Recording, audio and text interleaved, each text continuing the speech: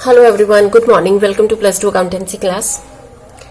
पिछली क्लास के अंदर हमने सीखा था कि कैसे हमने कैपिटल के ऊपर अलग अलग केसेस के अंदर इंटरेस्ट की कैलकुलेशन करनी है और पार्टनर्स को उसकी पेमेंट करनी है। आज के क्लास के अंदर कुछ अलग से डिफरेंट टॉपिक नहीं लेके आए हैं, सेम टॉपिक पे बेस्ड कुछ प्रैक्टिकल न्यूमेरिकल क्वेश्चन है जिसे हम सोल्व करेंगे। बच्चों की क्वेरी आ रही थी बार बार कि मैम हमसे ये क्वेश्चन नहीं हो पाए हैं, तो चलिए शुरू करते हैं।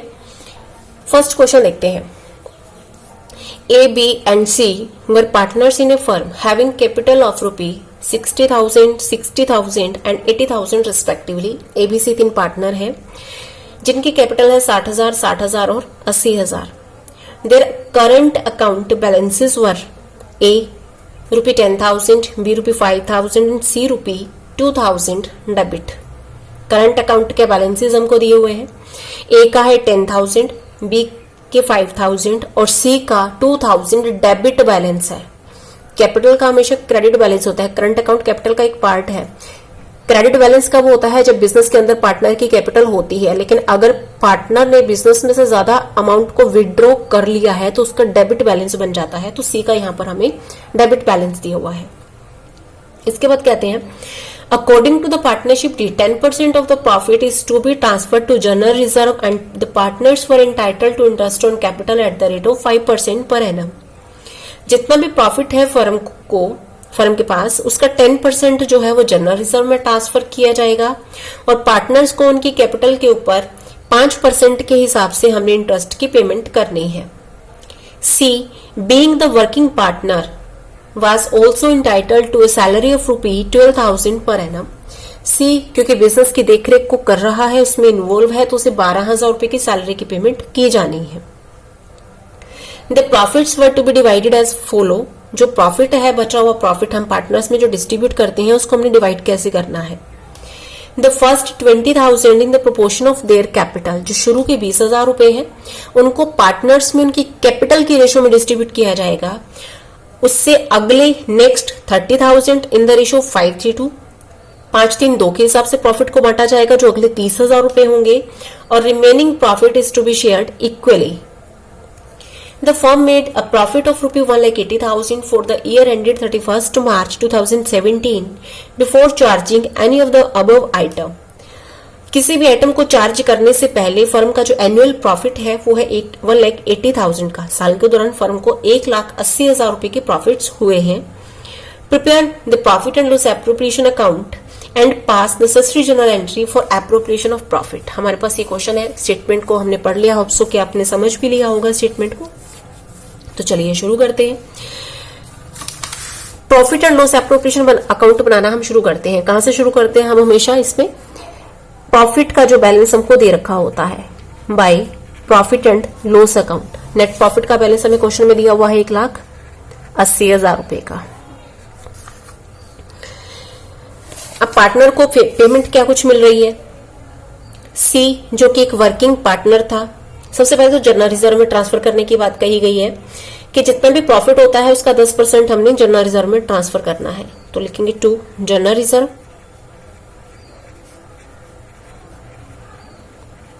10% ऑफ प्रॉफिट। प्रॉफिट है अपने पास 1,80,000, इसका 10%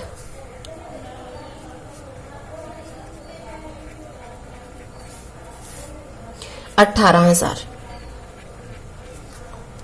इसके अलावा पार्टनर को क्या मिल रहा है?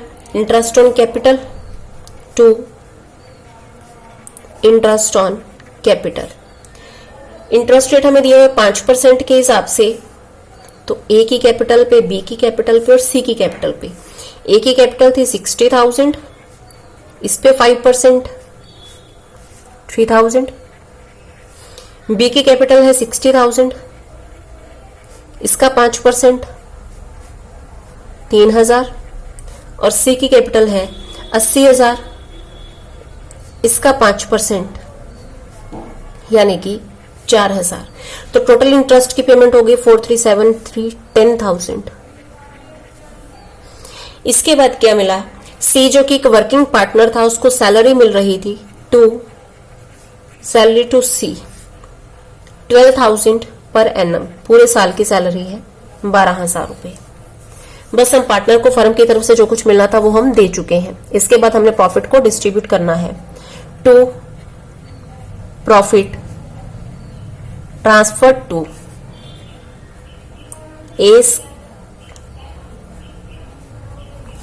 S capital account. क्या यहाँ पर कैपिटल अकाउंट वर्ड यूज होगा?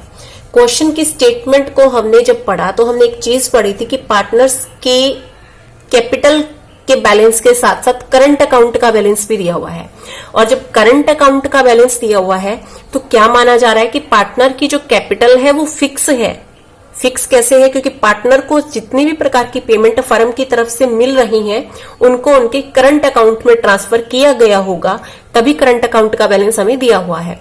और जब हमें करंट अकाउंट का बैलेंस दिया हुआ होता है तो जो प्रॉफिट यहां पर हम ट्रांसफर करते हैं वो उनकी कैपिटल अकाउंट में ट्रांसफर नहीं करते, उनके हम करंट अकाउंट में ट्रांसफर करते हैं। एस करंट अकाउंट,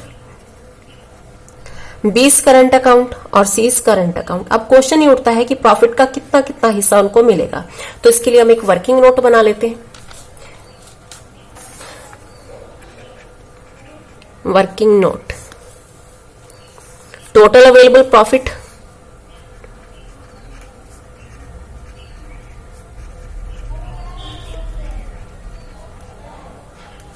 प्रॉफिट है अपने पास 1,80,000 रुपए का।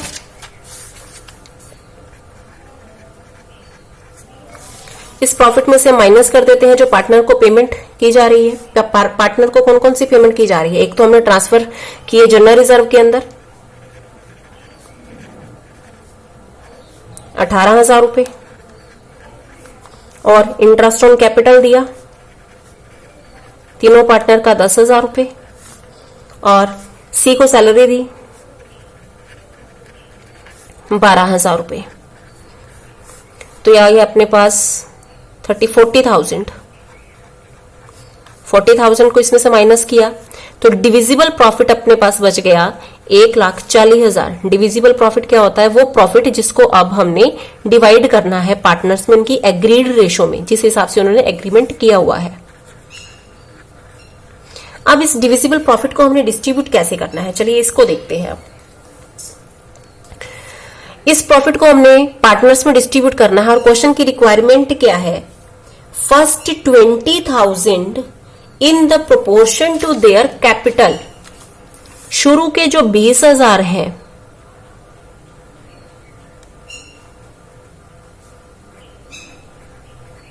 वो पार्टनर्स में उनकी कैपिटल रेशो में डिस्ट्रीब्यूट किए जाने हैं। ठीक है, इसके बाद कहते हैं कि अगले 30,000 हैं, नेक्स्ट 30,000 वो 5-3-2 की रेशो में बांटे जाने हैं। ठीक है, टोटल प्रॉफिट 1,40,000, 20,000 यहां डिस्ट्रीब्यूट हो गया, 30,000 यहां डिस्ट्रीब्यूट हो गया, तो 50,000 टोटल डिस्ट्रीब्यूट हो चुका है। तो कितना बचा? 90,000। 90,000 को इक्वली डिस्ट्रीब्यूट करना है, तीन पार्टनर है, तो रेशो होगी 1:1:1। कैपिटल की रेशो और देख लेते हैं। पार्टनर्स की कैपिटल है 60,000, 60,000 और 60,000।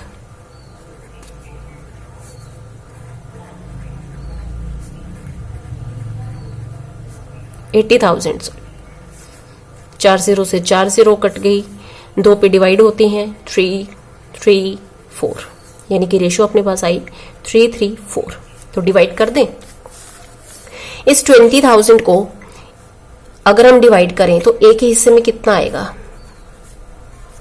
फर्स्ट 20,000, रेशो है अपने पास 3 3 4 की। हम निकालेंगे कैसे? ए का शेयर कैसे निकालेंगे? इसको मल्टीप्लाई करेंगे, मल्टीप्लाई बाय 3 डिवाइड बाय 4 3 7 3 10, यानी कि मल्टीप्लाई कर देंगे 3 डिवाइड बाय 10, तो ए का पार्ट अपने पास आ जाएगा जो कि कैलकुलेशन करने के बाद आता है 6,000 रुपए। ऐसे हम बी का पार्ट निकालेंगे, उसका भी हमारे पास शेयर आएगा, यहीं से 3/10 करेंगे हम। 20,000 मल्टीप्लाई बाय 3 डिवाइड बाय 10, यानी कि इसका भी 6,000 आता है। और सी का शेयर निकालने के लिए हम करेंगे 20,000 मल्टीप्लाई बाय 4 डिवाइड बाय 10, तो ये आ गया अपने पास 8,000। इसके बाद नेक्स्ट 30,000 डिवाइड किए जाने हैं, 30,000 को बांट देते हैं। किस रेशो में डिवाइड करना है? 5:3:2, तो यानी कि ए का शेयर निकालने के लिए हम क्या करेंगे? मल्टीप्लाई बाय 5 डिवाइड बाय 10, यानी कि 15,000। इसका शेयर निकालेंगे, मल्टीप्लाई बाय 3 डिवाइड बाय 10, 9000। और सी का शेयर कैसे निकालेंगे? मल्टीप्लाई करेंगे 2, डिवाइड करेंगे 10 से, तो ये आ गया अपने पास 6000। इसके बाद नेक्स्ट कितने बचे अपने पास? 90,000। इसको हमने डिवाइड करना है, रेशो है बराबर बराबर, तो 30,000 इसे मिल गए, 30,000 इसे मिल गए और 30,000 इसे मिल गए। तो देखिए ए को टोटल कितना दिया जा रहा है फर्म की तरफ से? 51,000। बी को मिल रहा है 45,000 और सी को पेमेंट मिल रही है 44,000 की।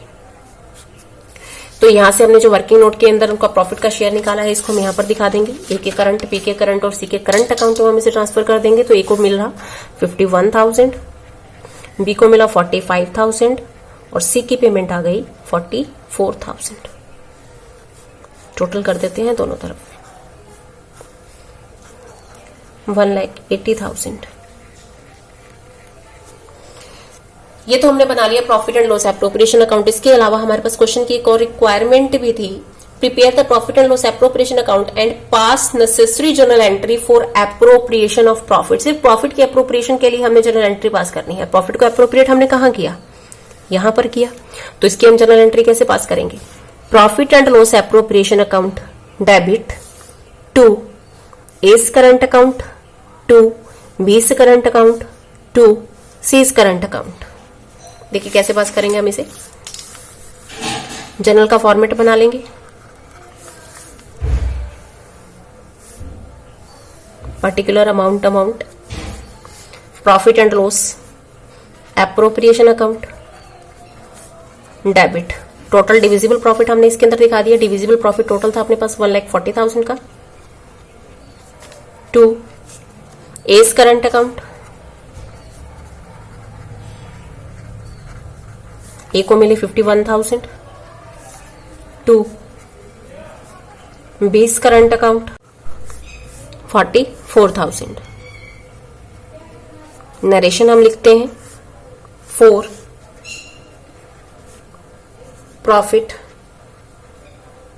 ट्रांसफर टू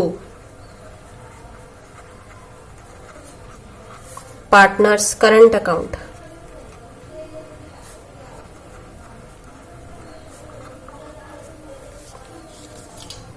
इसके बाद एक क्वेश्चन और देख लेते हैं। A and B are partners in a firm sharing profits or losses in the ratio of 2:3 with a capital of rupee 4 lakh and 8 lakh respectively on 1st April 2016। कहते हैं कि A और B दो partner हैं जो 2:3 के हिसाब से प्रॉफिट या लॉस को डिस्ट्रीब्यूट कर रहे हैं। उनकी कैपिटल के बैलेंस हमको दिए हुए हैं 1 अप्रैल 2016 को 4 लाख रुपए और 8 लाख रुपए। Each partner is entitled to 10% per annum interest on capital. हर एक पार्टनर को उसकी कैपिटल के ऊपर 10% के हिसाब से इंटरेस्ट की पेमेंट की जानी है। B is entitled to a commission of 10% on net profit remaining after deducting interest on capital but before charging any commission. B को प्रॉफिट में से कैपिटल पे इंटरेस्ट की वैल्यू को माइनस करने के बाद बचे हुए प्रॉफिट पे 10% के हिसाब से कमीशन की पेमेंट की जाएगी। A is entitled a commission of 8% of net profit remaining after deducting interest on capital and after charging all commission। A को प्रॉफिट के ऊपर 8% के हिसाब से कमीशन दिया जाएगा, लेकिन ये कमीशन कैसे दिया जाएगा?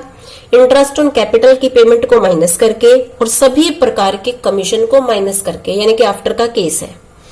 The profits for the year ended 31 March 2017 prior to calculation of interest on capital was रुपी 6 लाख। 31 मार्च 2017 को किसी भी प्रकार की कैलकुलेशन को माइनस करने से पहले के प्रॉफिट हमको दिए हुए हैं 6 लाख रुपए के। तो चलिए शुरू करते हैं। Profit and loss appropriation account बनाते हैं for the year ended.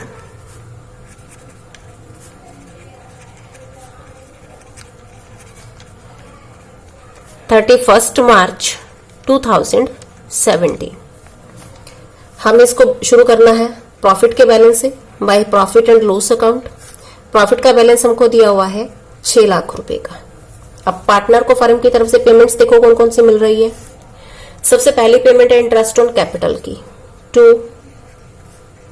Interest on capital. Capital के ऊपर इंटरेस्ट दिया जाना है 10% के हिसाब से, और कैपिटल है ए की 4 लाख और बी की 8 लाख।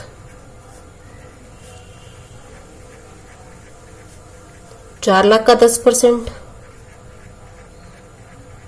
8 लाख का 10%, तो ये प्रॉफिट आ गया, सॉरी इंटरेस्ट आ गया 40,000, 80,000, टोटल हो गया 1,20,000। इसके अलावा कुछ पेमेंट नहीं है। इसके बाद सीधी कमीशन की पेमेंट आती है।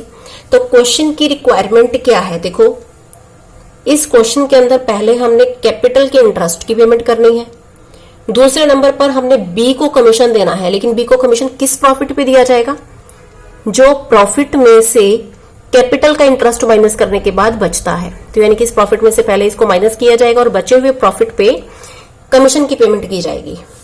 तो 2 commission to B. Working note बना लेते हैं इसके लिए।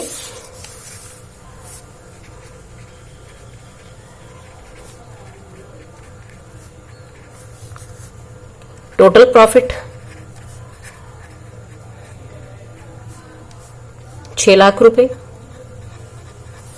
माइनस कर देते हैं इंटरेस्ट ऑन कैपिटल ए और बी दोनों का 1,20,000 रुपए, माइनस करने के बाद प्रॉफिट रह गया अपने पास 4,80,000 रुपए। अब बी को जो कमीशन देना है वो इस प्रॉफिट का 10% यानी कि 4,80,000 का 10%, 10 डिवाइड बाय 100 करेंगे। 100 प्लस रेट यानी कि 110 नहीं करेंगे। क्यों नहीं करेंगे, क्योंकि बिफोर का केस है। क्वेश्चन में साफ साफ बोल रखा है कि बी को जो कमीशन दिया जाएगा वो किसी भी प्रकार के कमीशन को माइनस करने से पहले के प्रॉफिट पे दिया जाएगा। तो यानी कि हम 10 डिवाइड बाय 100 करते हैं। तो इसका हमने कैलकुलेशन के बाद वैल्यू निकाली हमने 48,000 रुपए।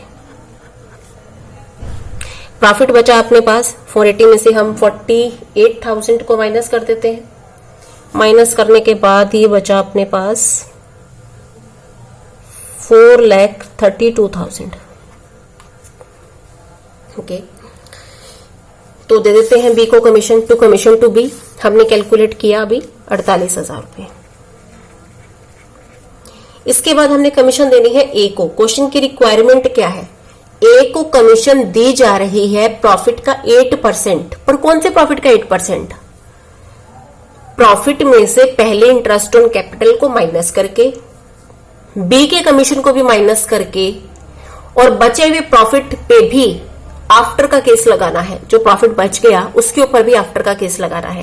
तो यानी कि यहां पर हम ए का कमीशन कैलकुलेट करते हैं। एज कमीशन, बचा हुआ प्रॉफिट कितना है 4,32,000 मल्टीप्लाई बाय रेट यानी कि 8 डिवाइड बाय 100 हम नहीं करेंगे, 108 करेंगे क्योंकि आफ्टर का केस है। Rate divide by 100 plus rate. तो ये कैलकुलेशन के बाद अपने पास वैल्यू आ गई 32,000।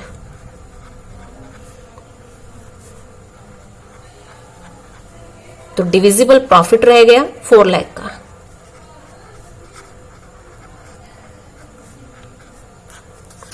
बस ये क्वेश्चन अपना हो चुका है। कमीशन दे देते हैं ए को, 2 कमीशन टू ए।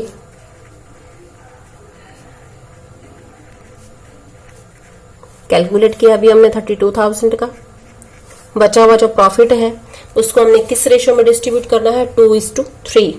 क्वेश्चन के अंदर ऐसा कुछ भी नहीं कह रखा कि पार्टनर की कैपिटल फिक्स है या फ्लक्चुएटिंग है, और ना ही हमें करंट अकाउंट के बैलेंस दे रखे हैं। तो इट्स मीन हमने पार्टनर्स की कैपिटल को क्या मानना है, फ्लक्चुएटिंग, और इस हिसाब से प्रॉफिट ट्रांसफर होगा उनकी कैपिटल अकाउंट में।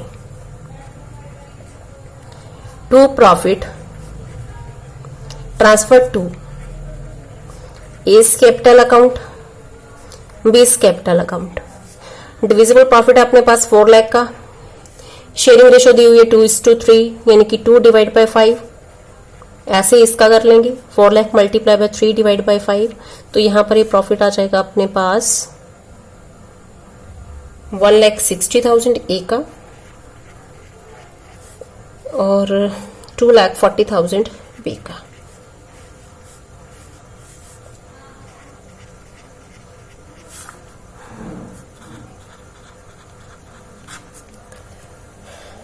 तो ये हमारे पास क्वेश्चन था, किस हिसाब से हमने कमीशन की कैलकुलेशन करनी है। जब एक से ज्यादा पार्टनर को कमीशन की पेमेंट की जानी हो तो क्वेश्चन की रिक्वायरमेंट के अकॉर्डिंग हम उसे कैलकुलेट करेंगे। आज की क्लास में हम इतना ही करेंगे। आप लोगों की प्रैक्टिस के लिए नीचे डिस्क्रिप्शन बॉक्स के अंदर लिंक दिए हुए हैं, उन सभी क्वेश्चंस की आपने प्रैक्टिस करनी है। अगर किसी भी क्वेश्चन में कोई भी दिक्कत आती है तो आप कमेंट सेक्शन के अंदर आप मुझे बता सकते हैं उस प्रॉब्लम को, ताकि हम फाइंड आउट कर सके, उसको हम सोल्व कर सकें। आज की क्लास में हम इतना ही करेंगे। Thank you everyone.